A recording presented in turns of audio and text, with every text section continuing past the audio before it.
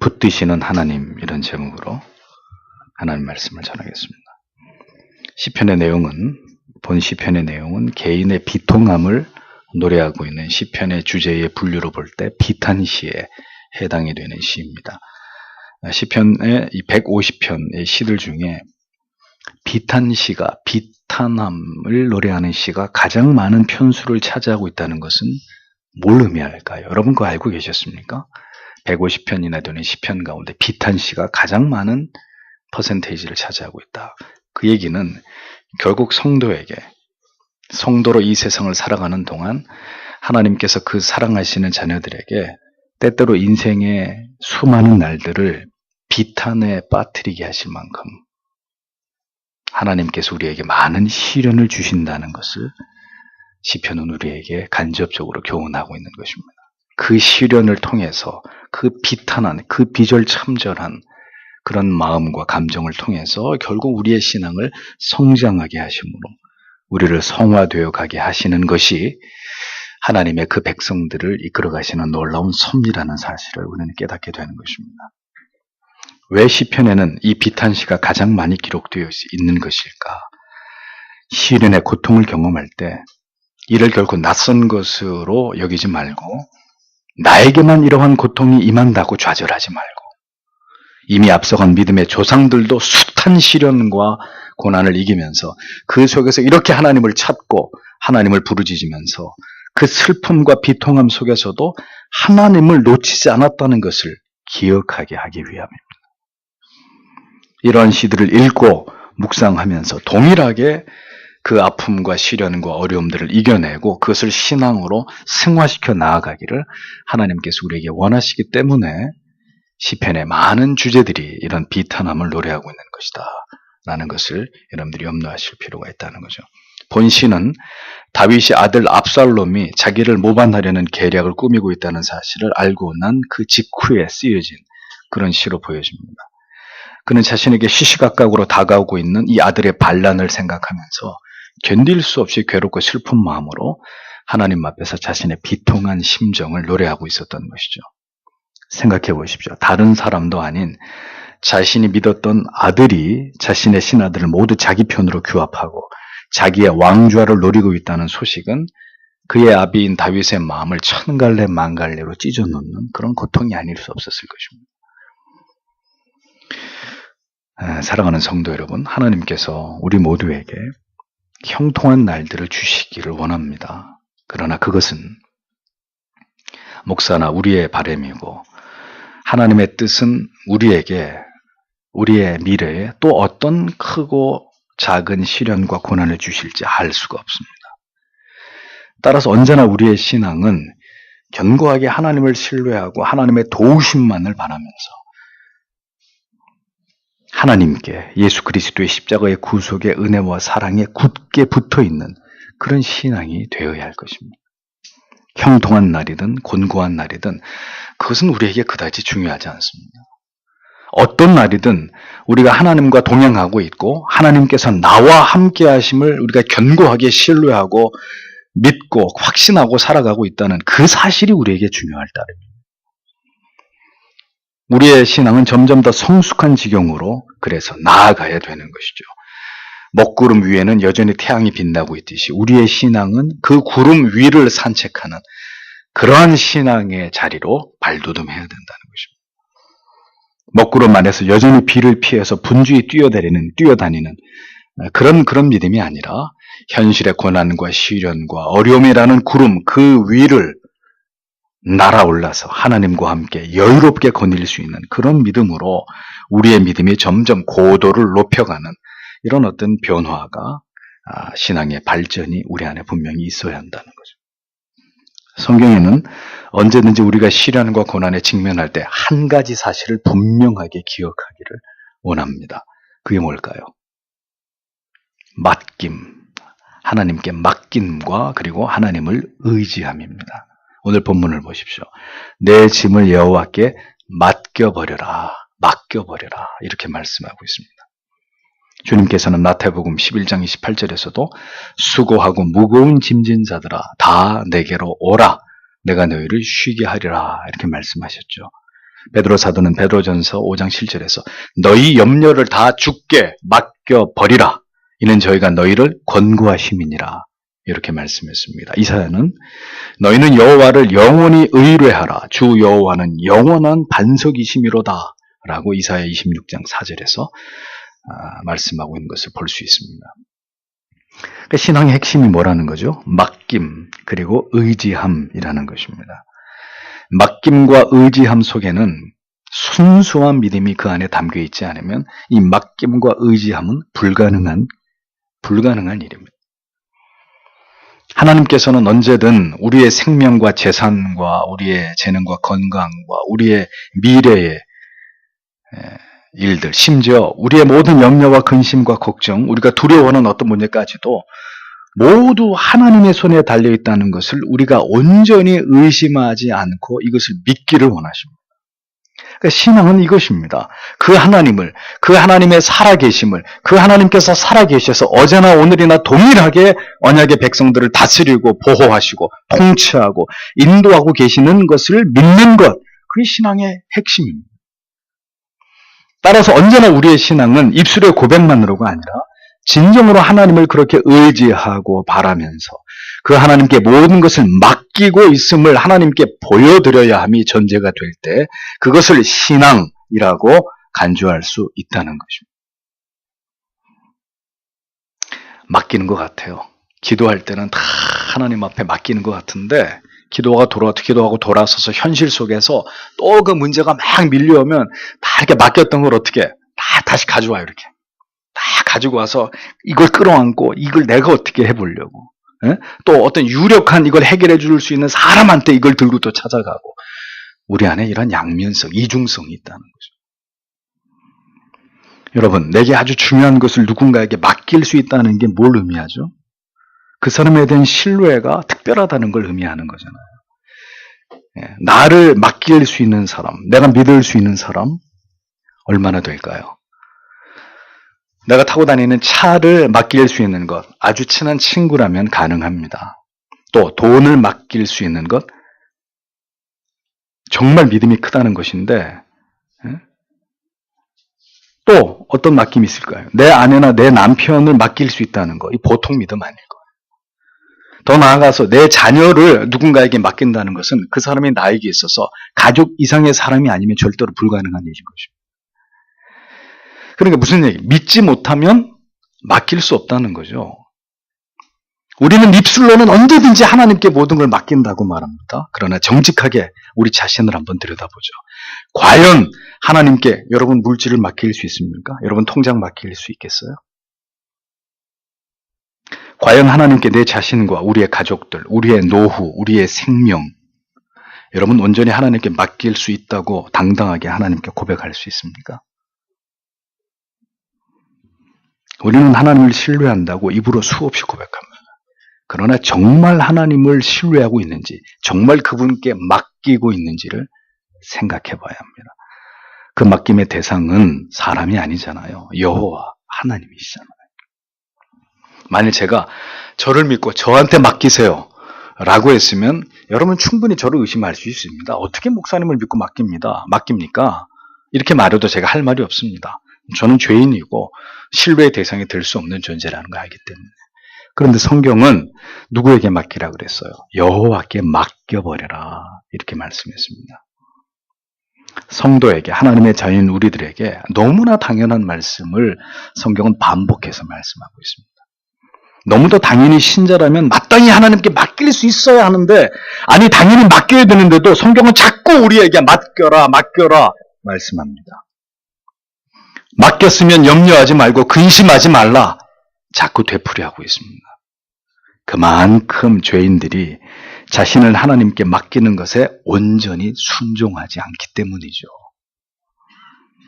하나님보다는 돈을, 말씀드린 대로 유력한 사람을 더 의지하는 것을 좋아하고, 하나님께 맡기되 온전히 하나님을 의지하지 않는, 끊임없이 그렇게 뭔가를 의심하고 있는 그런 존재가 바로 죄인들이라는 것을 알기 때문에 성경은 거듭 맡김에 대한 말씀을 강조하고 또 반복하고 있는 것을 우리에게 보여주고 있는 거죠. 그러니까 근본적으로 죄인은 하나님뿐만이 아니라 누군가에게 뭔가를 맡기는 것을 그렇게 익숙하게 생각하는 존재가 아니라는 것을 하나님이 알고 계시는 것입니다. 빌립보서 4장 6절에 이르기를 아무것도 염려하지 말고 오직 모든 일에 기도와 간구로 너희 구할 것을 감사함으로 하나님께 아뢰라 하고 말씀했습니다. 의심함으로 불안해하면서 어쩔 수 없이 맡기라고 하지 않고 감사함으로, 즉 안심하고 아무것도 걱정하지 말고 하나님께 모든 것을 맡기고 기도해라, 이렇게 분명히 우리에게 말씀하고 있는 거죠. 그래서 신앙이 뭡니까? 신앙은 절대로 염려하지 않는 것입니다. 안심하는 것입니다. 어떤 상황 속에서도 그렇게 하는 것입니다. 아들이 아버지의 왕좌를 탐내서 모반을 획책하고 있다 할지라도 믿고 사랑했던 사람이 철저하게 나를 배신하고 나에게 돌이킬 수 없는 상처를 주고 있는 그런 상황이라 할지라도, 사업은 더 어려워지고 자녀들은 점점 더 속을 상하게 하고 삶의 아무런 즐거움과 희망이 다 사라지는 그런 순간에도 성도는 하나님을 바라보아야 된다는 거죠. 하나님께 이 모든 상황을 맡겨야 되는 사람들이 신자, 그들이라는 겁니다. 하나님께서는 그 모든 우리에게 닥친 어려움의 순간들 속에서 우리에게 바로 그 모습을 우리에게 보기를 기대하고 계신다는 거죠. 염려할 순간에, 포기해버릴 그 순간에, 불평과 원망이 터져나오기 바로 직전의 순간에 그렇게 하기보다는 그 문제들 속에서, 그 환경들 속에서 내 힘으로는 도저히 감당할 수 없는 그 절대적인 고통과 어떤 고독과 분노 속에서 조용히 손을 들어서 하나님께 간구하면서 하나님 앞으로 나아오기를 하나님께서 우리에게 원하신다는 겁니다. 디모데전서 2장 8절에 보면 이런 말씀이 있어요. 그러므로 각 처에서 남자들이 분노와 다툼이 없이 거룩한 손을 들어 기도하기를 원하노라, 이런 말씀이 있습니다. 자, 남자들의 성격은 어떻습니까? 여자들보다 인내심이 떨어져요. 그러니까 더 쉽게 화를 내고 더 분노를 터뜨리기를 좋아하는 사람들이 남자들의 특징입니다. 그런 남자들에게 권면합니다. 분노와 혈기를 거두고 오직 하나님께로 나아가서 손을 들고, 손을 든다는 건 뭐예요? 자신의 전적인 무능을 인정하는 거죠. 자기의 죄성을 인정하는 것입니다. 그리고 하나님만을 바라고 의지해라, 이렇게 말씀하고 있는 거죠. 하나님께 맡기라는 의미인 것입니다.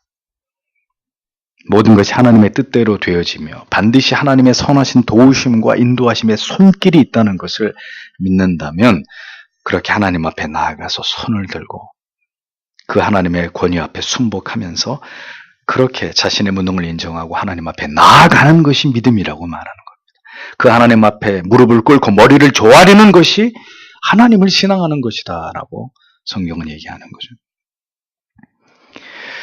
우리 모두에게 짐이 있습니다. 짐이란 주어진 것입니다. 즉 내게 주어진 모든 것, 그 모두가 뭐예요? 짐이라고 성경은 정의합니다. 어떤 사람은 모든 것이 내 뜻대로 되지 않는 현실과 그 현실 속에 웅크리고 있는 자기 자신이 짐일 수 있습니다. 아무리 노력해도 변화되지 않는 내 자신을 짐이라고 여기는 사람이 있을 수 있습니다. 또 누군가에게는 사랑하는 가족이 짐일 수 있습니다. 아무리 말을 해도 듣지 않고 고집을 부리고 도무지 하나님께로 돌아오지 않고 변화되지 않는 사람들이 우리들에게 짐일 수 있습니다. 경제적인 어려움의 짐, 육신의 연약함의 짐, 질병의 짐, 아무리 노력해도 풀 수 없는 갈등의 관계가 짐인 분들이 분명히 있을 것입니다. 하나님께서 내게 주신 모든 것들, 나에게 주신 모든 것들이 전적으로 무능하고 타락한 인생들에게는 짐일 수밖에 없는 거예요. 우리는 우리 자신이 지금도 짐을 지고 살아가고 있는 존재라는 것을 정직하게 인식해야 합니다. 짐을 지게 하신 이가 누구이십니까? 하나님이십니다. 하나님께서 모든 인생들에게 지워주신 짐입니다.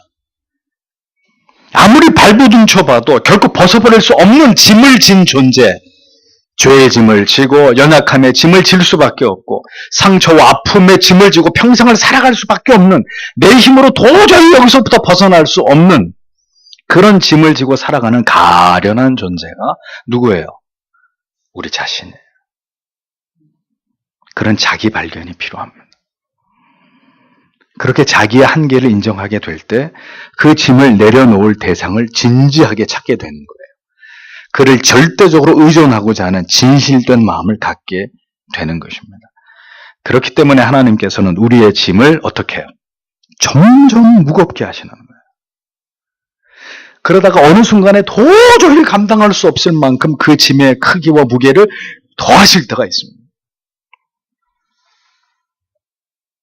왜 그럴까요? 질만 할 때는 기꺼이 자신이 그걸 지고 가려고 합니다.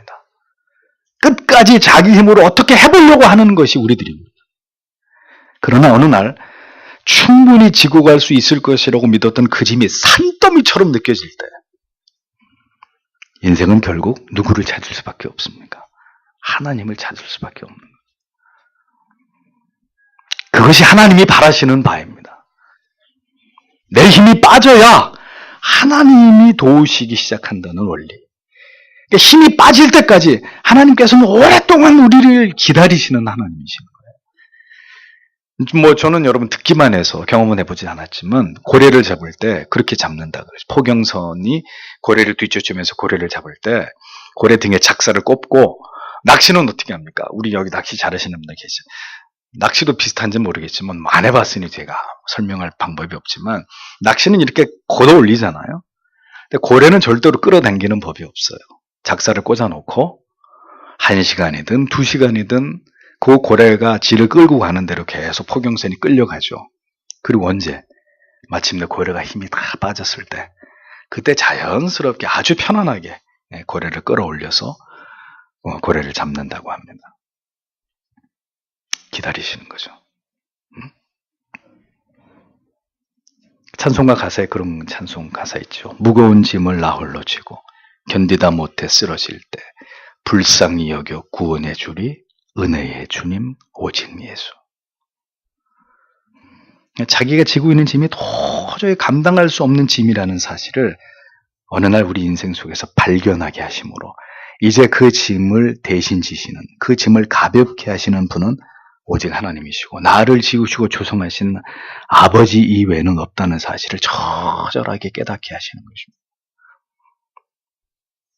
그리고 마침내 그 짐을 하나님께 내려놓게 될 때 우리의 영혼이 참된 자유와 평화와 안식과 기쁨을 맛보게 하는 것이 바로 하나님께서 인생을 하나님께로 인도하시는 방법인 것입니다. 사랑의 작사를 그의 영혼에 꽂아서 하나님께로 다가오게 만드는 하나님의 방법인 거예요. 시편 68편 19절에서 시인은 이 사실을 알고 이렇게 고백하죠. 날마다 우리 짐을 지시는 주 곧 우리의 구원이신 하나님을 찬송할지라. 날마다 우리의 짐을 대신 져 주시는 그런 분이 있다. 시인이 분명히 고백합니다. 아무리 무거운 짐을 지고 있어도 우리가 절대로 쓰러지지 않는 것은 그 짐을 매번 대신 지시는 이가 계시기 때문이다라는 것. 그러므로 우리는 날마다 우리의 짐을 그리스도께 내려놓아야 합니다. 절대로 낙심하거나 포기하려 하지 말고 우리의 삶에 우리의 힘으로 감당할 수 없는 모든 문제들을 하나님의 주권과 섭리 가운데로 던져버려야 되는 것입니다. 오늘 여기서 맡겨버리라라는 말씀의 원문의 의미는 내던지다 이런 뜻이에요. 이 말씀의 의미를 묵상해 보십시오.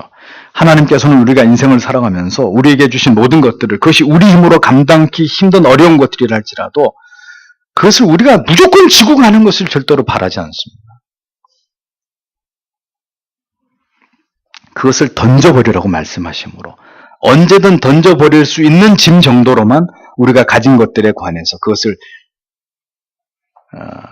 어떤 그 이상의 가치로 여기면서 그것을 움켜쥐는 것을 하나님이 원치 않는다는 것을 우리가 알 수 있는 거죠. 하나님께로 내던져버릴 하찮은 가치들이라고 여기기를 하나님이 원하신다는 거예요. 이것은 절대로 안 됩니다. 내가 어떻게 내 힘으로 이것만은 그게 아니라 내 인생의 어떤 것이라도 기꺼이 하나님이 나에게 던져 나에게 토스해라고 하면 가차없이 던질 수 있는 모든 문제들을 그런 가치로 여기기를 바라신다. 하나님은 그렇게 하찮게 여기는 것들을 우리가 하나님께로 던질 때 기꺼이 그것을 받아주시고 그 문제들을 해결해 나가시는 그런 하나님이시라고 자기 자신을 자처하십니다. 이 사실이 얼마나 우리에게 기쁨이 됩니까? 이게 얼마나 큰 은혜이고 사랑입니까? 저는 제가 자식을 갖기 전에 아이들이 학교를 들어가기 전에 학교 앞에 가면 흔히 볼 수 있는 풍경이 뭐예요? 엄마 아빠들이 아이들 가방을 이렇게 지고 이렇게 가방을 이렇게 짊어지고 가잖아요. 그런 거 보면서 이해가 안 갔어요. 지 가방은 지가 줘야지. 왜 저걸로 엄마 아빠가 저걸 들어줘? 어떤 때는 할머니 할아버지가 오셔가지고 손자 손녀들의 가방을 이렇게 들고 가요. 공부하기도 힘든데 하루 종일 공부하고 이제 학교에서 이제 집으로 가는데 그 무거운 책가방을 들고 가는 게 못내 안쓰러워가지고 부모님들이 할아버지 할머니들이 자녀들이 메고 있는 별로 무겁지도 않은 그 가방을 선뜻 빼앗아 들잖아요. 그게 부모의 마음이잖아요. 그것이 하나님의 마음이라는 거죠. 대신 짊어져 주고 싶은 마음. 나한테 던져라. 나한테. 너의 멍에와 짐이 나에게는 가벼운 것이니까 나에게 가지고 수고하고 무거운 짐을 지고 가는 그런 인생들을 바라보시는 하나님의 마음. 내가 이래네. 죄짐을 지고 지옥을 향해 걸어가는 뭇 인생들을, 그 소망 없는 걸음들을 보시다 못해서 하나님께서는 그래서 아들을 통해서 우리의 죄짐을 모두 그에게 지게 하신 것이 아닙니까?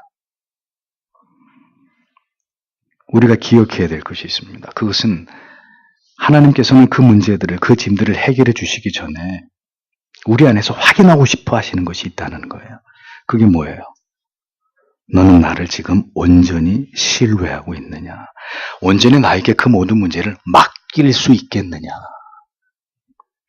과연 내가 너의 하나님 되심을, 너의 아버지 됨을 네가 믿고 있느냐? 하는 이 질문입니다.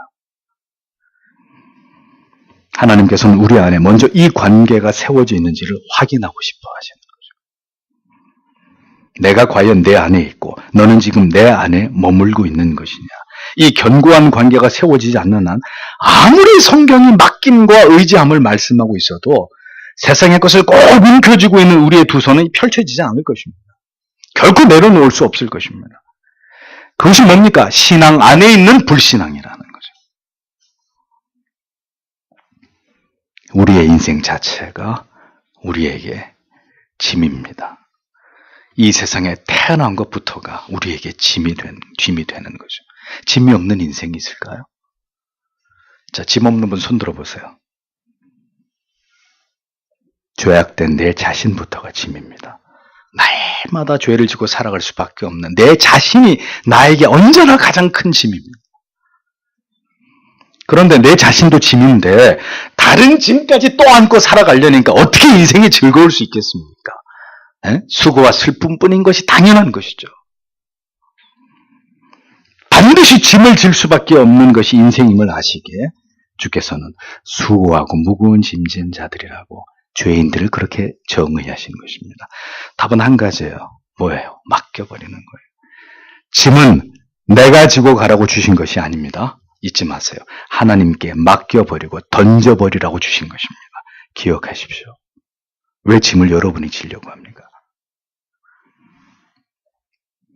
다음 문장으로 이어지는 그 사이에 접속사가 생략되어 있어요. 그러므로 그가 혹은 그렇게 하면 그가 라는 의미입니다. 즉 내 짐을 맡기면, 그렇게 하면 그가 너를 붙드시고, 이런 의미가 되는 거죠.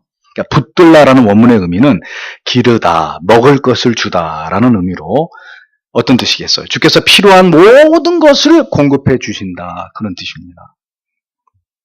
일용할 양식을 우리에게 구하라고 주께서 우리의 기도 제목을 정해 주셨죠. 먹을 것조차도 성도는 하나님께 구하고 의존하기를 하나님이 원하신다는 것입니다. 그런데 먹을 것을 구하라고 하신 것은 무슨 의미일까요? 무엇을 먹을까, 무엇을 입을까 구하지 말라고 하실 때는 언제고, 일용할 양식을 구하라고 하는 것은 또 무슨 의미일까요? 우리는 하나님에 대해서 온전한 의존체이기를 하나님이 원하신다는 거예요. 절대 의존적 신앙을 하나님을 향해서 우리가 갖기를 그분이 원하신다는 것입니다. 그게 뭐예요? 하나님 없이는 단 하루도 살아갈 수 없을 것처럼 그렇게 성도가 온전히 하나님만을 의지할 것을 하나님이 우리에게 바라시는 것이죠. 그런데 그 하나님의 뜻과 우리의 삶이 얼마나 괴리되어 있습니까? 단 하루도 하나님 없이는 살아갈 수 없을 것 같은 성도는 단 하루도 빠지지 않고 기도합니다. 근데 여러분, 단 하루도 빠지지 않고 기도하시나요? 하나님의 말씀이 없으면 어떤 결정도 하지 않으려고 하는 사람들은 매일매일 말씀을 붙들고 묵상하고 그것을 사유하면서 그 속에서 하나님의 지혜와 명철을 얻으려고 합니다. 자기의 미래에 대해서 걱정하고 있는 청년 여러분, 하나님의 말씀을 그렇게 사모하고 있습니까? 그렇게 하나님의 말씀을 가까이 하고 있고 밥을 먹지 않아도 하나님의 말씀을 묵상하는 하나님의 말씀에 대한 열의와 열정을 가지고 있나요? 그런 것은 전혀 없으면서 왜 여러분들의 미래에 대해서 염려하고 고민합니까? 사치입니다.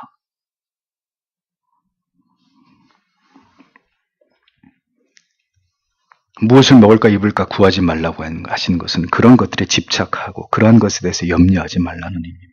그러나 또 한편으로는 그러한 모든 필요를 하나님께 절대적으로 의존하여 얻고자 하는 하나님을 향한 절대적 신뢰를 우리가 항상 갖기를 또한 하나님이 원하신다는 것을 말씀하고 있는 거죠.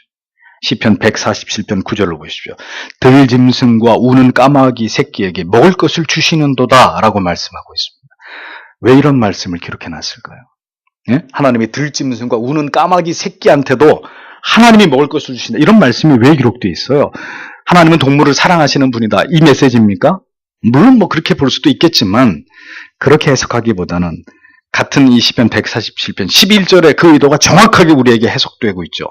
자기를 경외하는 자와 그 인자하심을 바라는 자들을 기뻐하시는도다 이렇게 되어 있잖아요. 그렇습니다. 하나님께서는 이렇게 하나님을 온전히 절대적으로 신뢰하는 믿음을 가진 자기 백성들을 어떻게 하신다는 거예요? 사랑하신다는 거예요. 언제나 하나님께로부터 모든 것을 얻고 하나님의 품 안에서 완전한 돌보심을 사모하면서 하나님의 지키심을 든든히 여기는 자들을 하나님께서는 기뻐하신다는 것입니다. 성도 여러분, 기독교의 신앙은 맡김과 의지함이 그 핵심이라는 것을 기억하십시오. 하나님만을 의지하고 하나님께 맡기려면 그런데 전제가 필요하다 그랬습니다. 어떤 전제? 세상도 의지하고 세상에도 맡기려고 하는 마음을 완전히 도려내야 되는 거예요. 두 가지 일을 모두 다 의지하고 두 대상을 우리의 마음에 품을 수는 없는 것입니다. 한쪽에 모든 것을 맡기고 의지하려면 한쪽은 과감하게 도려내야 돼. 잘라내야 돼. 그쪽은 쳐다보지도 말아야 돼. 그게 의지하는 거예요. 맡기는 거예요. 신앙은 골라서 취하는 것이 아닙니다. 어느 한쪽을 언제나 포기하고 단념하는 것이 신앙입니다. 너를 붙드시고 라고 말씀했습니다. 너를 그렇게 완전하게 먹이시고 기르시겠다는 것이죠. 우리가 가장 염려하는 것은 무엇입니까? 어떻게 먹고 살 거냐 이거예요. 성경은 우리에게 말씀하십니다. 너를 먹이고 기르는 여호와 하나님이시다. 시편 32편 8절에 내가 너의 갈 길을 가르쳐 보이고 너를 주목하여 훈계하리로다 라고 말씀했습니다. 가르쳐 주시고 주목하시고 때때로 우리를 훈계하고 싶어 하시는 바른 길로 가라고. 그거 아니야. 이 길 아니야. 이 길로 가야 돼. 그렇게 구체적으로 우리의 삶에 관여하고 싶어 하시는 분이 하나님이시라는 거예요. 그렇게 아버지가 되고 싶어 하시는 하나님. 그렇게 일일이 우리의 모든 것을 살피고 채우고 먹이고 기르시고 주목하시고 가르치시고 훈계하고 우리를 이끌어가고 싶어 하시는 분이 우리가 경외하는 하나님이시라는 거예요. 하나님은 그렇게 당신의 일거수일투족에 관심이 있는 분이에요.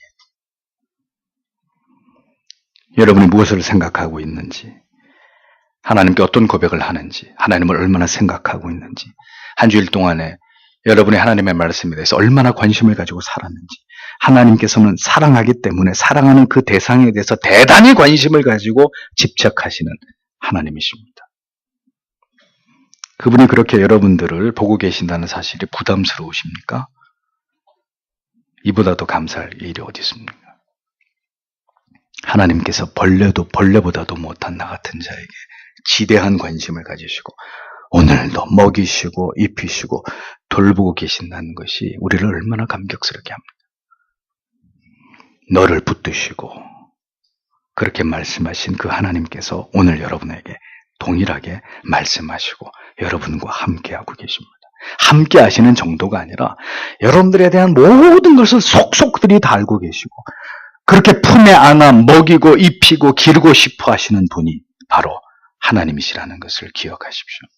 한번 의인이라 칭한 자들, 예수 그리스도의 보혈의 공로 앞에서 죄인임을 자복하고 자기를 불쌍히 여겨주실 것을 구한 하나님의 백성들, 그 하나님의 자녀들, 그 의인들을 하나님께서는 견고하게 붙들고 가시는 그런 하나님이 되신다는 것을 기억하십시오.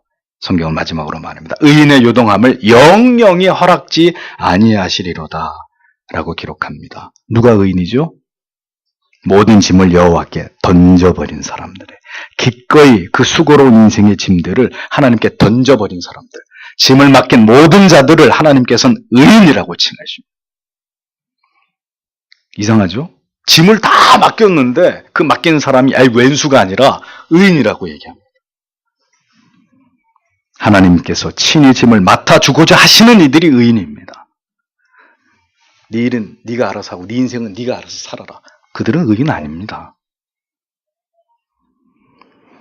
자신이 짐을 맡으려 하는 자는 악인이 되는 것이고 그 짐을 열심히 하나님께 던지는 자는 의인이 되는 것입니다. 이상하지 않습니까? 자기가 짊어지고 가려고 해 의인이고 자꾸 던지려고 하는 사람이 악인이 되어야 마땅한데 하나님의 해석은 정반대란 말이죠. 왜 그렇습니까? 그 짐을 우리 인생들에게 던져주신 이가 바로 하나님이시기 때문이에요. 앞부분에서 짐이란 주어진 것이란 의미라고 했습니다. 누가 주어졌다는 거죠? 하나님이 우리에게 그것을 지워줬다는 거예요. 그러니까 처음부터 짐은 우리 게 아니라 하나님 거였어요. 하나님이 우리에게 지워주는 거예요. 왜 줬다고요? 그 짐을 짊어지고 가라고 주신 게 아니라 다시 나에게 토스하라고, 다시 하나님에게 주시라고, 하나님께 던지라고, 그리고 하나님을 그렇게 할 때 그것을 믿음이라고 간주하시는 거죠.